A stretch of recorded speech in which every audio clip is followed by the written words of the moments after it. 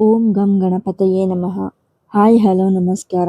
Welcome to spiritual vibes YouTube channel.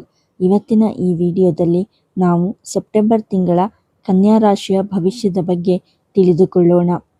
ಆರೋಗ್ಯ. ಗ್ರಹಗಳ ಸಂಯೋಜನೆಯು ನಿಮ್ಮ ಆರೋಗ್ಯಕ್ಕೆ ಉತ್ತಮ ಶಕುನ ನೀಡುವ ತಿಂಗಳು. ಆದ್ದರಿಂದ ನೀವು ಸಾಕಷ್ಟು ಫಿಟ್ ಆಗಿರಲು ಎದುರು ನೋಡಬಹುದು. ಅತಿಯಾದ ಶ್ರಮದ ವಿರುದ್ಧ ಎಚ್ಚರಿಕೆ ನೀಡುವ ಮೂಲಕ ಎಚ್ಚರಿಕೆ ವಹಿಸಬೇಕು. ಇದನ್ನು ನೀವು ಎಲ್ಲ ವೆಚ್ಚದಲ್ಲಿಯೂ ತಪ್ಪಿಸಬೇಕು. ಇದನ್ನು ಮಾಡಲು ಸರಳ ಮಾರ್ಗವೆಂದರೆ ನಿಮ್ಮ ಅಗತ್ಯಗಳಿಗೆ ಸೂಕ್ತವಾದ ಚಟುವಟಿಕೆಯ ಹೊಸ ವೇಳಾಪಟ್ಟಿಯನ್ನು ರೂಪಿಸುವುದು. ನಂತರ ನೀವು ಅಂತಹ ವೇಳಾಪಟ್ಟಿಗೆ ದೃಢವಾಗಿ ಅಂಟಿಕೊಳ್ಳಬೇಕು. ಮಲಬದ್ಧತೆ ಮತ್ತು ಅಂತಹ ಕಾಯಿಲೆಗಳು ನಿಮ್ಮನ್ನು ಕಾಡಬಹುದು, ಆದರೆ ಕೆಲವು ಹೆಚ್ಚುವರಿ ಕಾಳಜಿ ಪರಿಹಾರವನ್ನು ಖಚಿತಪಡಿಸುತ್ತದೆ. ಹಣಕಾಸು. ಗ್ರಹಗಳಿಂದ ಬರುವ ಶಕುನವು ನಿಮ್ಮ ಆರ್ಥಿಕ ನಿರೀಕ್ಷೆಗಳಿಗೆ ಸಂಬಂಧಿಸಿದಂತೆ ಸಾಕಷ್ಟು ಅನುಕೂಲಕರವಾಗಿದೆ.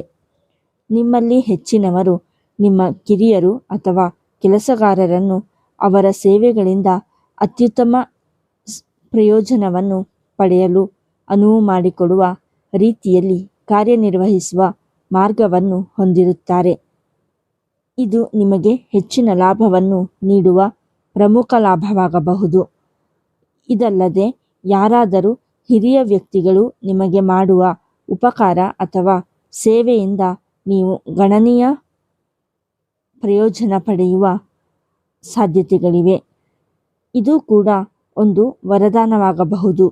ಹೂಡಿಕೆ ಮತ್ತು ಹೊಸ ಉದ್ಯಮಗಳಿಗೆ ವಾತಾವರಣವು ಅನುಕೂಲಕರವಾಗಿರುತ್ತದೆ ಮತ್ತು ನೀವು ಹೊಂದಿರಬಹುದಾದ ಯಾವುದೇ ಯೋಜನೆಗಳನ್ನು ಧೈರ್ಯದಿಂದ ಕಾರ್ಯಗತಗೊಳಿಸಬೇಕು. ವೃತ್ತಿ. ಈ ತಿಂಗಳು ಗ್ರಹಗಳು ಉತ್ತಮ ಮನಸ್ಥಿತಿಯಲ್ಲಿರುತ್ತಾರೆ ಮತ್ತು ಆದ್ದರಿಂದ ನೀವು ವೃತ್ತಿಪರವಾಗಿ ಉತ್ತಮವಾಗಿ ಕಾರ್ಯನಿರ್ವಹಿಸಲು ಎದುರು ನೋಡಬಹುದು. ನೀವು ನಿಮ್ಮ ಹಿರಿಯ ಅಧಿಕಾರಿಗಳು ಮತ್ತು ಕೆಲಸಗಾರರನ್ನು ಉತ್ತಮ ಕೌಶಲ್ಯದಿಂದ ನಿರ್ವಹಿಸುತ್ತೀರಿ. ಇದರಿಂದಾಗಿ ಅವರ ಸೇವೆಗಳಿಂದ ಗರಿಷ್ಠ ಲಾಭವನ್ನು ಪಡೆಯಬಹುದು. ಇದು ಬಹುಶಃ ಒಂದು ತಿಂಗಳಲ್ಲಿ ಅತ್ಯಂತ ಗಮನಾರ್ಹ ಲಾಭವಾಗಬಹುದು, ಇಲ್ಲದಿದ್ದರೆ ಲಾಭಗಳಿಂದ ತುಂಬಿರುತ್ತದೆ. ಕೆಲವು ವಯಸ್ಸಾದ ವ್ಯಕ್ತಿ ನಿಮಗೆ ಮಾಡಿದ ಉಪಕಾರದ ಪರಿಣಾಮವಾಗಿ ನಿಮ್ಮ ವೃತ್ತಿಜೀವನವು ದೊಡ್ಡ ಉತ್ತೇಜನವನ್ನು ಪಡೆಯುವ ಸಾಧ್ಯತೆಯೂ ಇದೆ. ಸಾಮಾನ್ಯವಾಗಿ ನೀವು ನಿರೀಕ್ಷಿತ ಲಾಭಗಳನ್ನು ಪಡೆಯಲು ಸಾಧ್ಯವಾಗುತ್ತದೆ. ಪ್ರಯಾಣವೂ ಸಹ ಸಾಕಷ್ಟು ಪ್ರಯೋಜನಕಾರಿ ಎಂದು ಸಾಬೀತುಪಡಿಸುತ್ತದೆ. ಪಶ್ಚಿಮವು ಅತ್ಯಂತ ಅನುಕೂಲಕರ ದಿಕ್ಕು. ಶಿಕ್ಷಣ. ಈ ತಿಂಗಳು ಗ್ರಹಗಳಿಂದ ಬರುವ ಶಕುನದ ಬಗ್ಗೆ ವಿಶೇಷವಾಗಿ ಶುಭ ಏನೂ ಇಲ್ಲ. ನಿಮ್ಮ ಶೈಕ್ಷಣಿಕ ಪ್ರಯತ್ನಗಳಿಗೆ ಸಂಬಂಧಿಸಿದಂತೆ ನಿಮ್ಮಲ್ಲಿ ಹೆಚ್ಚಿನವರ ಎಲ್ಲ ಪರೀಕ್ಷಾ ಫಲಿತಾಂಶಗಳು ನಿರೀಕ್ಷೆಗಳಿಗಿಂತ ಕೆಳಗಿರುತ್ತವೆ. ನಿಮ್ಮಲ್ಲಿ ಹೆಚ್ಚಿನವರು ನಿಮ್ಮ ಗುರಿಗಳನ್ನು ಸಾಧಿಸಲು ಸಾಕಷ್ಟು ಶ್ರಮಿಸಬೇಕಾಗುತ್ತದೆ. ವಿಶೇಷವಾಗಿ ತಾಂತ್ರಿಕ ವಿದ್ಯಾರ್ಥಿಗಳು ತಮ್ಮ ತರಗತಿಯಲ್ಲಿ ತಮ್ಮ ಸ್ಥಾನವನ್ನು ಉಳಿಸಿಕೊಳ್ಳಲು ಹೆಚ್ಚಿನ ಪ್ರಯತ್ನಗಳನ್ನು ಮಾಡಬೇಕಾಗುತ್ತದೆ. ಆಗಲೂ ಸಹ ಯಶಸ್ಸು ಅವರಿಗೆ ಸಿಗದೇ ಹೋಗಬಹುದು, ಆದರೆ ಪರಿಶ್ರಮ ಪಡುವವರಿಗೆ ಯಾವಾಗಲೂ ಭರವಸೆಯ ಆಧಾರವಿರುತ್ತದೆ. ಸ್ಪರ್ಧಾತ್ಮಕ ಪರೀಕ್ಷೆಗಳಿಗೆ ಕುಳಿತುಕೊಳ್ಳುವ ಅಭ್ಯರ್ಥಿಗಳು ಹೆಚ್ಚುವರಿ ತರಬೇತಿಗೆ ಹೋಗಬೇಕು. ಪ್ರಯಾಣ. ಈ ತಿಂಗಳು ಪ್ರಯಾಣದಿಂದ ಲಾಭವನ್ನು ಪಡೆಯುವ ಮನಸ್ಥಿತಿಯಲ್ಲಿ ಗ್ರಹಗಳು ಇಲ್ಲ. ಅಂತಹ ಯಾವುದೇ ವ್ಯವಹಾರ ಅಥವಾ ಉದ್ಯೋಗ ಸಂಬಂಧಿತ ಪ್ರಯಾಣವು ನಿರೀಕ್ಷಿತ ಲಾಭವನ್ನು ಗಳಿಸುವಲ್ಲಿ ವಿಫಲಗೊಳ್ಳುತ್ತದೆ. ವಾಸ್ತವವಾಗಿ ಕೆಲವು ಅನಗತ್ಯ ಪ್ರಯಾಣಗಳು ನಿಮ್ಮ ತೊಂದರೆಗಳನ್ನು ಹೆಚ್ಚಿಸಬಹುದು. ಇದಲ್ಲದೆ ನೀವು ಮನೆಯಿಂದ ಬಹಳ ದೂರ ಹೋಗುವ ಸಾಧ್ಯತೆ ಕಡಿಮೆ.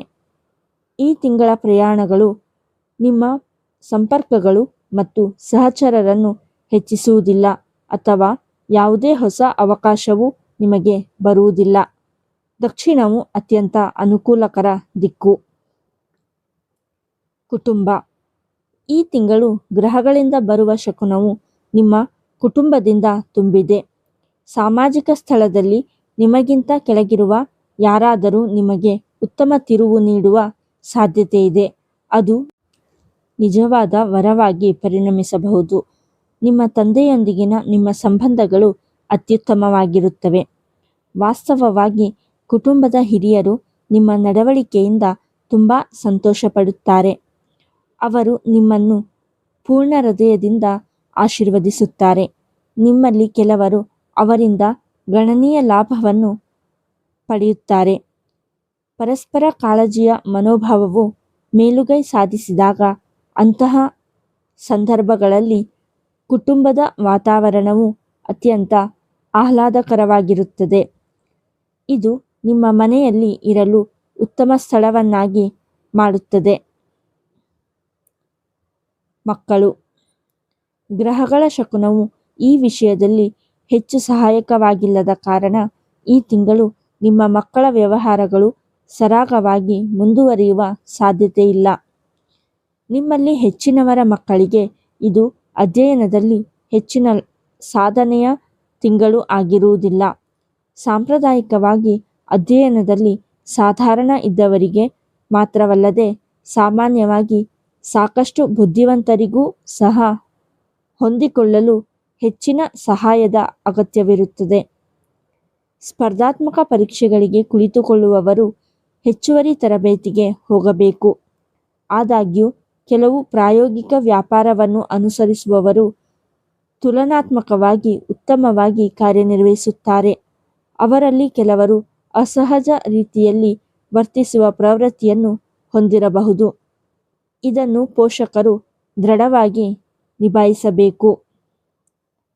ಒಟ್ಟಾರೆಯಾಗಿ ಹೇಳುವುದಾದರೆ, ಸೆಪ್ಟೆಂಬರ್ನಲ್ಲಿ ಕನ್ಯಾ ರಾಶಿ ಜನರು ತಮ್ಮ ಆಸೆಗಳನ್ನು ಮತ್ತು ಮಹತ್ವಾಕಾಂಕ್ಷೆಗಳನ್ನು ನಿಯಂತ್ರಿಸಬೇಕಾಗುತ್ತದೆ. ಕೆಲಸದ ಸ್ಥಳದಲ್ಲಿ ಆರಂಭದಿಂದಲೇ ಕೆಲಸದ ಹೊರೆ ಹೆಚ್ಚಾಗುತ್ತದೆ. ಆದ್ದರಿಂದ ನೀವು ಹೆಚ್ಚುವರಿ ಸಮಯವನ್ನು ನೀಡಬೇಕಾಗುತ್ತದೆ. ಎಚ್ಚರಿಕೆಯಿಂದ ಯೋಚಿಸಿದ ನಂತರವೇ ವೃತ್ತಿ ಅಥವಾ ವ್ಯವಹಾರಕ್ಕೆ ಸಂಬಂಧಿಸಿದ ದೊಡ್ಡ ನಿರ್ಧಾರಗಳನ್ನು ತೆಗೆದುಕೊಳ್ಳಿ.